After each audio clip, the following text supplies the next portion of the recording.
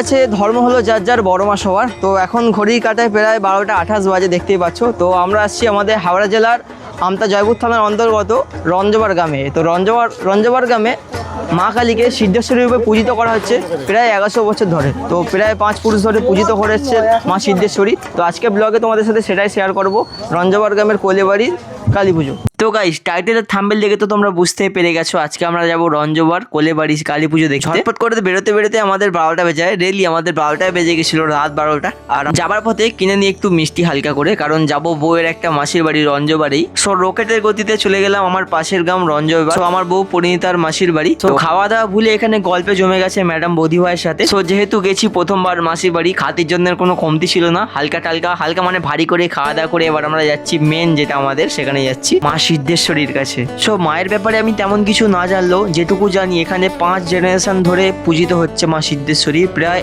1100 বছর। মানে ভাবতে পারছো কতটা বছর। রাত 12টার সময় আসবো না করে মা সিদ্ধেশ্বরীকে আমরা দর্শন করে নিলাম। এক কথায় একটা আধ্যাত্মিকতার সাক্ষী রইলাম, এবং পুরো গা শিউরে উঠছিল যখন মাকে আমরা সামনে থেকে দেখছিলাম। জয় মা সিদ্ধেশ্বরী, জয় বড় মা, সকলকে ভালো রেখো, সুস্থ রেখো মা।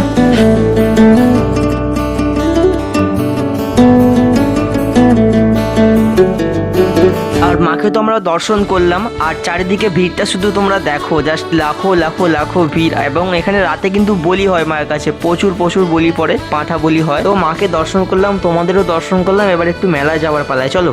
মেলায় যাই দেখছি গাইস, তাই পছন্দ হয়ে যাচ্ছে। তোমরা বউ নিয়ে বেরোবে গাইস,